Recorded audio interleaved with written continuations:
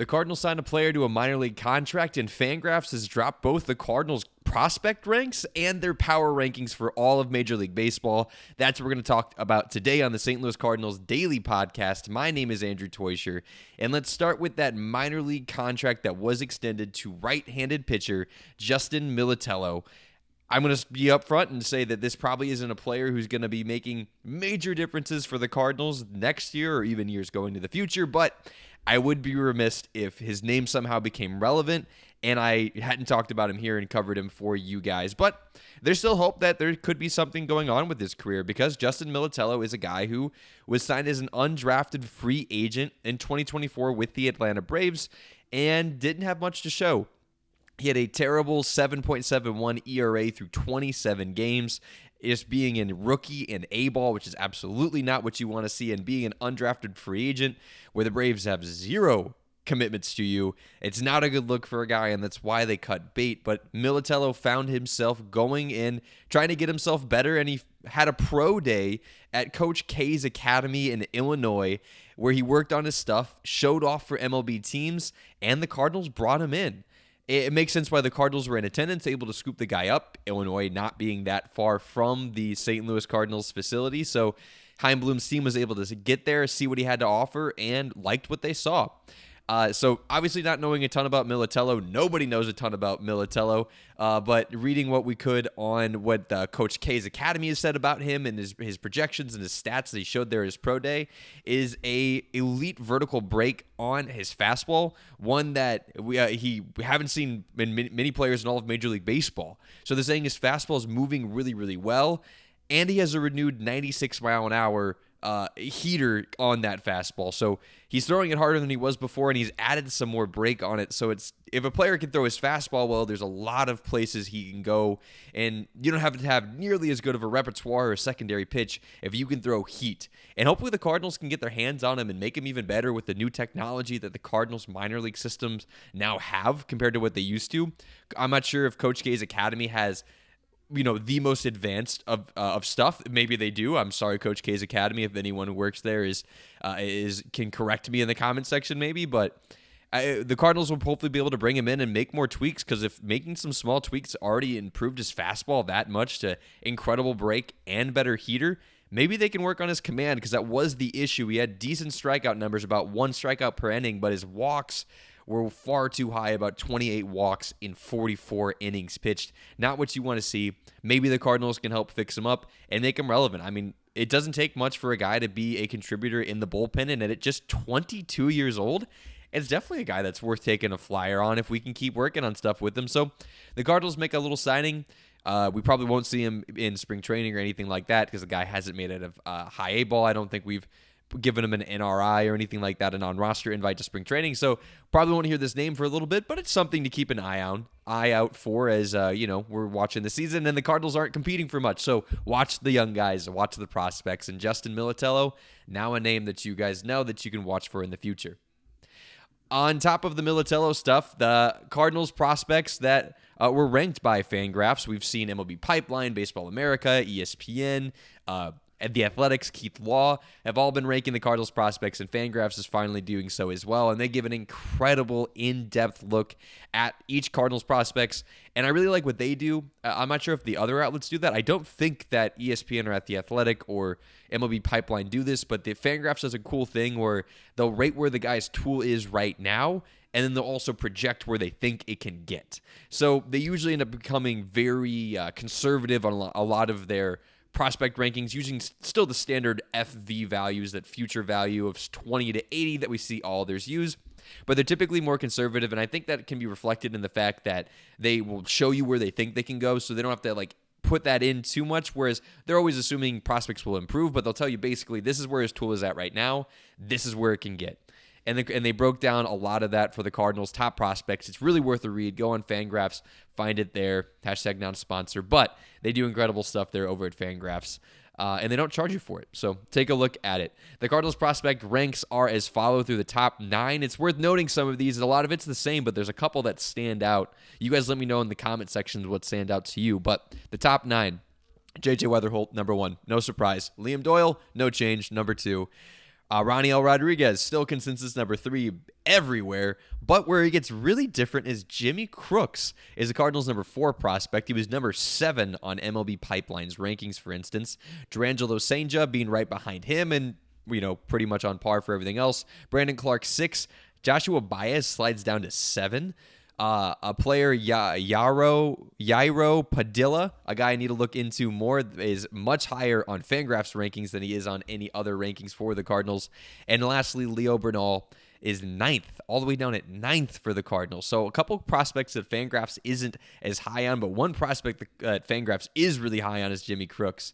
But let's first talk about what Fangraphs had to say about a guy that we're really excited for in J.J. Weatherholt. I thought it was worth noting because they went into incredible detail about what they see with Weatherholt.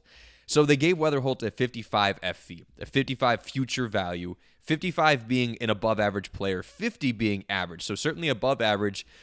And they think he has the opportunity to become a 60 FV, which is an all-star. And he'll get to be playing most of the season next year, at least we project, so his prospect ranking won't matter that much.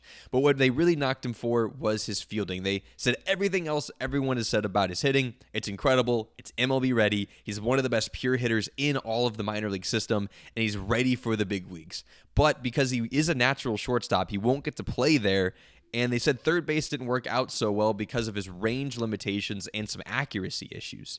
So they knock him for that reason, but they're saying his move to second base makes a ton of sense for his body type, for his ability. If accuracy and range are an issue, go play second base. Very excited to have him there. He's a good athlete, but he's just not as rangy. He's kind of a more stoutly built guy. He's not like dense or thick or fat or anything like that. I'm just saying he's not lengthy and rangy, kind of like you'd see a guy like Mason Wynn potentially or other really good shortstops. So they think they love the move to second base. They said if he already had been playing second base, they probably would have ranked him as an all-star, and they could see him being a perennial all-star. But since they haven't seen him play this position, they're a little bit concerned about that second base move. They think it's good, but that's why he didn't get that surefire 60 FV rank, which is a high praise from Fangraphs. So like I said, they're typically more conservative.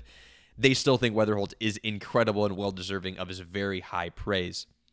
Also, a little thing on Raniel Rodriguez, one of his biggest flaws, and this is ranked properly on MLB Pipeline and all those other places, is that his fielding isn't quite there yet. He's just a 19-year-old catcher who was coming out of the DR, which, interestingly, Rodriguez was in the DR, moved to Philadelphia, and then moved back to the DR, which is not typical. So he hasn't had, quite proper training or as much, resources as he could have had here in the States and working on the fielding. And Fangraphs really thinks his fielding can get exceptional. Right now, they rank his fielding as a 40 FV, which is below average, well below average, like liability potentially. Like he'll still play because his bat's good, but you don't like him fielding. Potential move to kind of like Ivan Herrera, I think is a good example. It's like you can play it, but it's not good. Well, they think his fielding can get up to 60. They marked him as a 40/60, which means right now he's a 40. If he came up to the big leagues, he could be a 60, which means he could be an all-star level defensive catcher, which is well above average, very good. And what they had this to say about Rodriguez, before I give into the quote, to preface, they said that they're worried about his build. He's a bit stocky. He needs to maybe work on his weight a little bit to help his range. But this is raw power, and his athleticism is very clear. They had this to say about Rodriguez and why they think he can improve so much. Rodriguez is lauded for his makeup and work ethic, which have been critical for him getting in shape to handle a workload that has escalated meaningfully in a short period of time. They think that his work ethic will help him drop a couple of LBs that he could maybe use and get into more proper baseball shape because of incredible work ethic. And that it has to remind me of Yadier Molina. I don't think he'll ever be as good as Yadier Molina was defensively, but I love hearing a catcher who works really hard and is going to get a lot of work with Yadi. So I think some incredible things could happen there. I'm very excited for Rodriguez, but the player out of nowhere that Fangraphs is very excited for is Jimmy Crooks, another catcher for the Cardinals. Will Rodriguez get to play catcher? I don't know. We got a couple years, so we have to figure that out.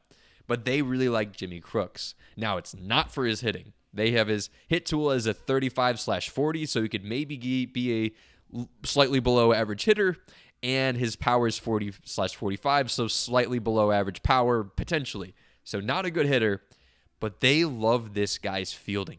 A 60/70 fielding for him. So a 60 currently, potential into a 70 FV fielding, and a 60 arm. They think this guy is ready to be an everyday backstop right now, and that's why they rank him all the way up there at fourth for the Cardinals. So they say if he hits at all, then he's going to be a plus player for the Cardinals, an above average player, because that's where they rank him. They rank him right now at average because his fielding's so good, his hitting's not great. If he can get his hitting just to slightly below average instead of well below average, they think he could be a great player in the big leagues. They had this to say about him. But there's nothing behind the plate that Crooks doesn't do at an average or above level, and he also has a reputation as a revered, straight-talking handler of his pitching staff. It's enough to get you excited for the guy and hope that he gets some more playtime for the Cardinals next season if it does not work for Ivan Herrera. Ideally, it works out for Ivan Herrera and he plays catcher. That probably doesn't happen. Maybe Crooks has more upside than a guy like Pedro Pajes, and we can ship off Pedro Pajes and give Crooks a little more run. I'm excited for it. I'm excited to see what comes out of camp with these guys. Last thing I want to cover for the Cardinals is, again, Fangraphs put out their power rankings, and they rank the Cardinals 26th in Major League Baseball. I'm hearing a lot of folks talk about how bad the Cardinals are going to be next year, and I'm with you. And Fangraphs is too. They rank them 26th for a reason. But the Cardinals slide 7 spots from last year. We're going to be a lot worse than last year. We're not going to be a bottom dweller in the league. At least I don't believe so. I think we've developed enough depth. They are batting. Our hitters are just slightly below average and not anything that's in the absolute dumpster fire. Our pitching, we've created a lot of options for ourselves. Clearly, that's why we're ranked lower. If our pitching was as good as our hitting, we'd be a perfectly average team competing for a wild card spot, nothing more. But the pitching definitely drags us down. They project us to be a 75 and 87 team, which is significantly higher than the bottom 3 teams in baseball, which is the Nationals, which they project for 69 wins, the White Sox 68, and the Rockies 65. They give the Cardinals a 7.7% chance to make the playoffs, which frankly felt high. I'm with Fangraphs. I don't think we're going to be sniffing playoff contention. Do not get me wrong. But I also don't think we're at risk of losing 100 games. Things could happen. Could be completely wrong.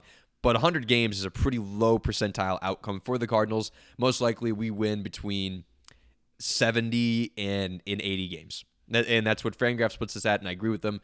One last bit about what Fangraphs does with their power rankings is they give it an ELO ranking, which is ELO rating is something that's a compilation of stats of projected improvements as well as past success, and you give it a number so you can kind of tell, like, oh, this guy's 26th, the Cardinals are ranked 26th, but how far are they from the people ahead and behind them? So the Cardinals ELO, for instance, is 1481. To give you context of where the other people are, and go read this article on Fangraphs. Again, Fangraphs does great stuff. They don't charge you for it. It's worth a read. So that 1481 ELO, we are at just the same distance in ELO to the Rockies as the Blue Jays are ahead of us. The Blue Jays are the 9th best team, according to Fangraphs, going into next year. The Cardinals are just as far from them, the 9th best team, who is just in the World Series, as they are from the Rockies, who are the worst team in baseball. So why I'm saying this is the Cardinals are going to be bad next year.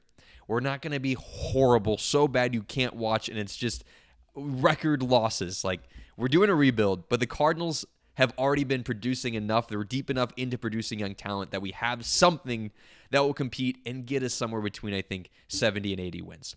That's what I think. That's what Fangraphs thinks. If you think differently, let me know in the comment section. I'd love to hear what you guys think about the Cardinals' hopes next season. I'd like to know what you guys think about the Cardinals' prospect rankings. Do you like what Fangraphs has to say? And what do you think of Justin Militello? Maybe it could be something excellent. But thanks for tuning into the St. Louis Cardinals Daily Podcast. Again, my name is Andrew Toysher. Subscribe so that you guys can stay up to date on all of your Cardinals news, projections, and prospect rankings, as we'll be having a fun season of all of that. I really appreciate you guys tuning in. Let's get to 1,000 subs before the start of the season. Let's go, Birds.